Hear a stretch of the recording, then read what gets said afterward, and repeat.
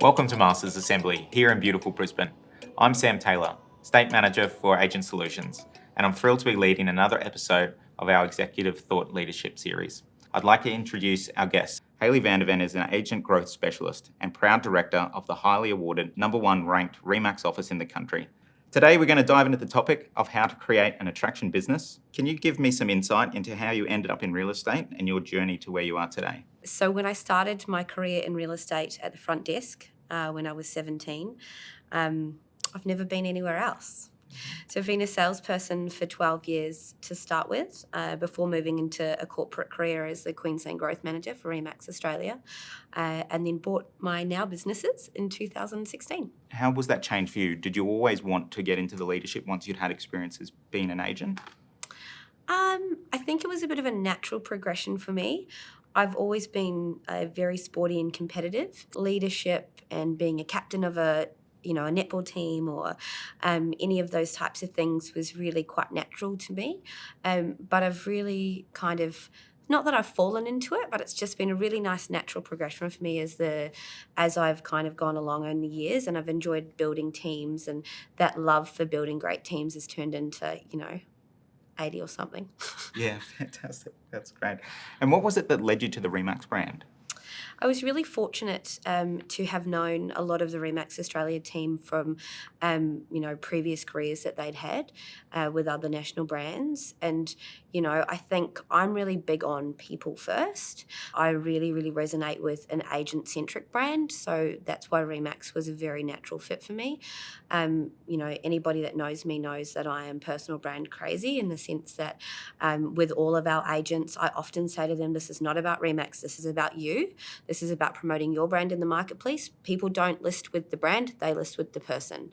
And this is about making you shine. The Remax model enables us to do that, and really, really enables me to walk my talk and offer that opportunity to our agents. I never ask them to stand behind the brand. I always ask them to stand in front of it. Yeah, fantastic. It's really interesting thinking about sort of the people that you bring into the business and how you sort of make those changes or encourage people to join, and also always with that vision of where can we take these people based on sort of their brand and their experiences. Yeah, I think one of my favourite things about a personal branding piece for me is the fact that any agent really can build their own business within our framework, and I encourage them to do that. So we have a lot of agents that come from other brands, and when they come across, they're all very very single-minded about what that looks like. And I like to open the door for them and kind of expose them to these opportunities of what their business could actually look like outside of that original train of thought. So that's really good, but what is great? And what you're doing now is awesome, but what would be better? Like, how could we take that to the next level for you? And I think a lot of the agents that come to us, some from brands and some from independents, they're not used to putting themselves first.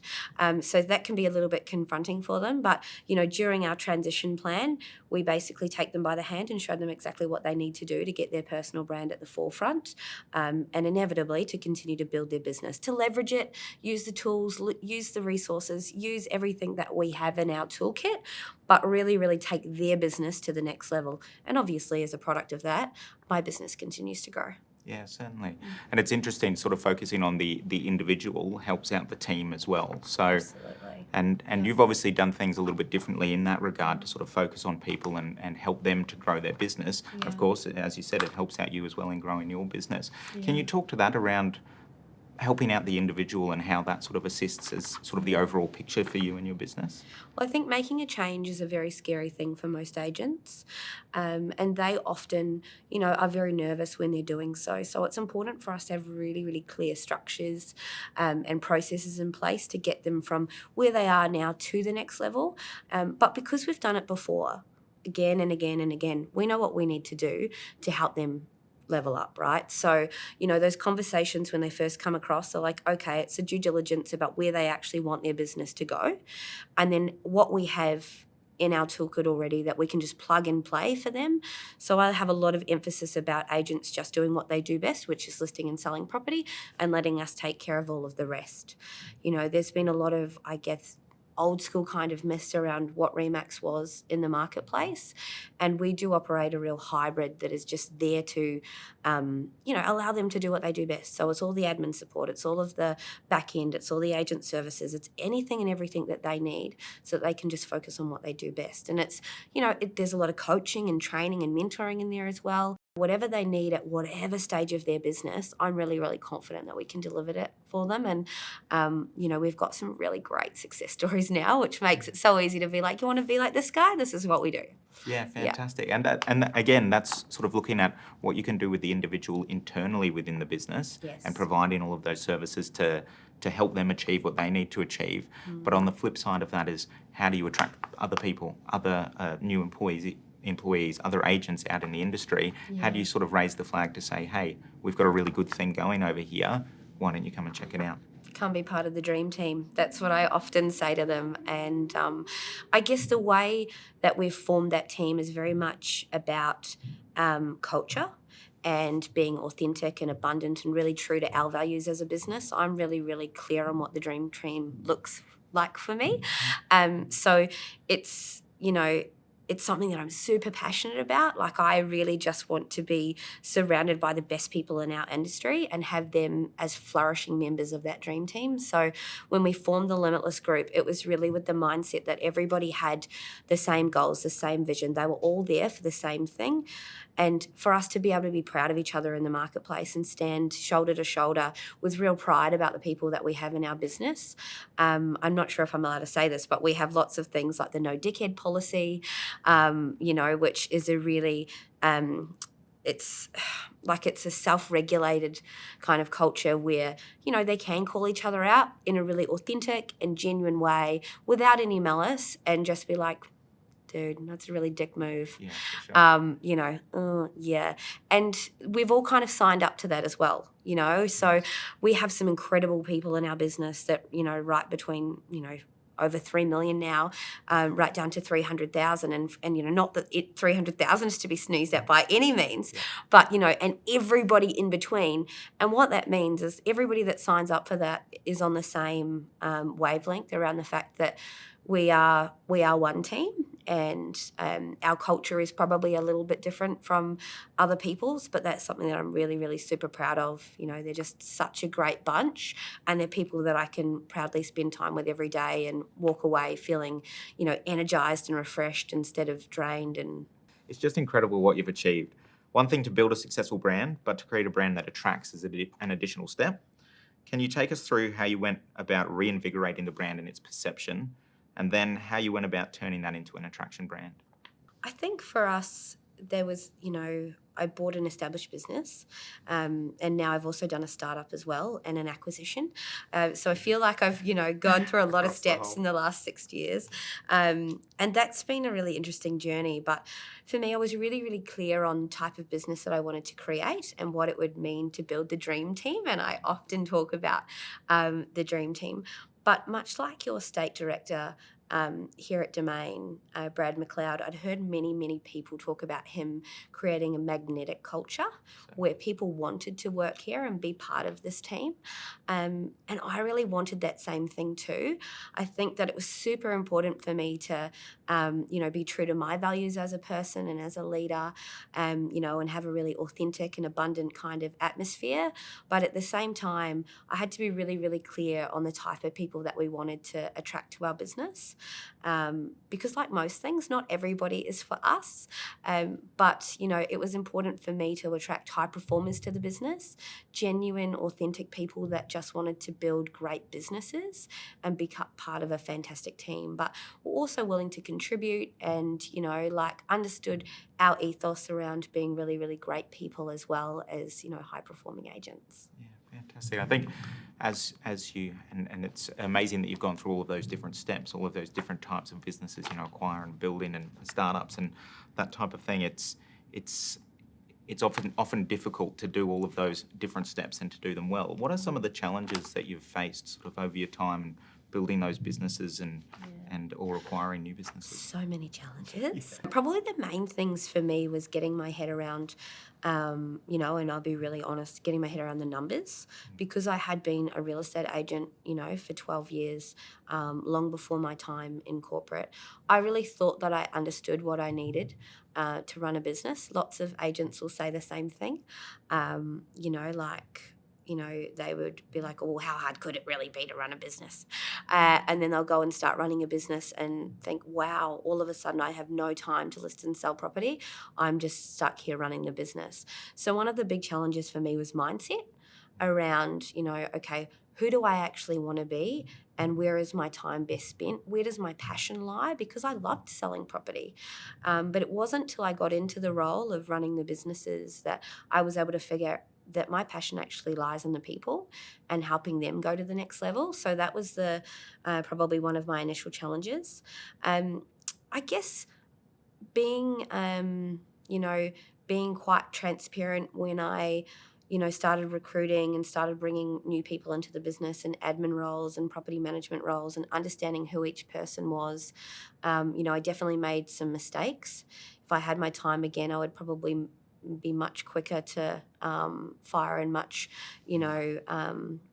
more considered when hiring, because there were definitely some, mistakes that I made at the start because I didn't really know what I wanted. I wasn't super clear on what the business wanted to look like for me. And as we've gone, I've certainly developed that picture, and now I'm really crystal clear about it, which is helpful. But getting to know the people in our business and understanding the strengths of them as well. One of the major challenges that you always have is, getting the right vibe in a business. And I know certainly when you start up, it's a very, very different vibe, and it's a very, very different, run on the smell of an oily rag kind of setup to when you acquire an established business. There's a lot of things that I've learned along the way about how, personal branding and culture, and, it's not always about the money. Remax is lucky. We already have the highest commission rate in the market. But for us, it's about a whole bunch of other things as to why people should join our business, not just the fact that they can make more money with Remax. Yeah, exactly. And that recruitment piece is so important. And, talking to bringing people into your brand that are going to fit in, and like you say, being quicker to make those decisions around people that might not fit the mold, or using your skills and your know-how to convince them that they should fit into the mold. Yeah, and I think, not everybody has to come to us in a certain shape or size. We're really, really big in investing in training and professional development to get people, to the place that we all want to be collectively as well. I know that, I have a coach. I work with Sherry a couple of times a month.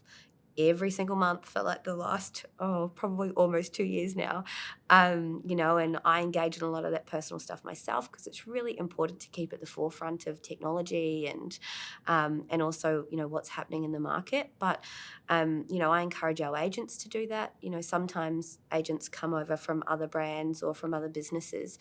And a lot of the time, actually, last night I was only just saying to Dan, we have 10 ex-business owners in our business now. So, when somebody's been working for themselves for many, many years and they make that move to, to either consolidate their business or they want a succession plan or whatever it may be, that can be really challenging, right? But because of our model, we actually make it super easy for them because they're just running their own business. Deborah Evans is a really, really great example of that. I bought the business from Deb in 2016, and they're doing their best year ever. Yeah. And, the last 6 years, she'll often say to me, oh, best thing I've ever done. Best thing. And we've got lots and lots of agents that have, been ex-business owners. They've either closed their businesses, we've bought their rent rolls or whatever it may be, and they've rolled into our business. And, it's a pleasure for them, but it's also a pleasure for us. I just love having those guys in our business. They're just they're a breath of fresh air. Yeah, certainly. And it must be, like you say, ex-business owners into the business, and there's obviously new agents that you're recruiting who are new to the industry as well. Yes. So lots of different levels that your processes need to be able to adapt to as well. Yeah. And from a training perspective, from a training and coaching, they all have different requirements, as it were. They do. And we typically bring new agents into a team. So they learn from that experience. But that's the leverage piece, obviously, for agents that are wanting to go to the next level, so that they can plug agents into their teams and go from writing, say, like 1 million to 2. Like it's really, really important that they have those steps. But we also know at what point to help them to get to that spot. So whether or not it's, giving an agent an EA, whether or not it's adding a buyer's consultant, whether or not it's an additional listing agent to their team or a lead agent. These are kind of the business meetings that we have with our agents to make sure that they have the best of everything. But also, if their ambition is to grow to a $3 million agent, how do we take them to that next step? Yeah, fantastic. So you mentioned technology, and obviously the last sort of 12 to 18 months has been a lot of disruption in the industry around, what's been going to happen as far as being able to get to open homes or run auction events and that kind of thing. How have you adapted, and what sort of changed for you over the last sort of period? I'm probably going to get shot for saying this, but I feel like sometimes COVID has been the most incredible blessing for our business. I'm sorry. I'm sorry, everybody. But, like there would be things like technology pieces and different bits of software that we had wanted to bring into the business for some time that would have met real resistance had we have not been under the conditions that we were in lockdown. Adapting things like real-time agent and different solutions that, are currently being provided in the tech space. There were agents that not in a million years would have ever considered just pushing a button and sending a contract. They were like, nope, I'm getting in the car. We've got to get belly to belly. But hasn't that changed our business? The fact that you can have a Form 6 back in 6 seconds, or that you can have a contract signed, sealed and delivered at 12 o'clock at night and not have to leave your lounge. Yeah. There's been so many adaptions from COVID that I'm quite thankful for, and tech is definitely one of those. In the tech space as well, obviously, like we're quite an agile business, so we're quite open to change. And I like to think that our agents are all very, open-minded people as well, that like to stay on the front foot and, the leading edge of all of that tech space without it detracting from actually what makes them money, which is them being, eyeball to eyeball with their clients. So how do you set yourself and your brand and your teams up for success? We have really great processes, and we're quite lucky in the sense that we can run, whatever databases, whatever CRMs. We're very flexible, as I said, from a tech space. Some agents run, a singular CRM. Some of them are part of the office CRM. Everybody owns their own database at Remax as well. So that's also a really, really important part of, the team being set up for success and ensuring that they have the right AI products, or, they can really make the most of all of the tech and the processes that we have on board. But I think, one of the big things for us is just being really, really clear on what each individual agent wants to achieve from their career, because we are not all the same. Not everybody wants to be a $1 million agent. Some people, rightly so, have incredible businesses and make an incredible income as a singular agent, with a shared PA. Some of the agents build monstrous super teams and make, incredible money with 5 or 6 people in their team. Some of them have recently, built rent rolls with our future wealth product, which, again, is really setting them up to success and long-term wealth for their businesses. For us, it's about being a flexible brand and being able to be adaptable for them as their own business, so that really anything that they want or need, we're able to provide for them.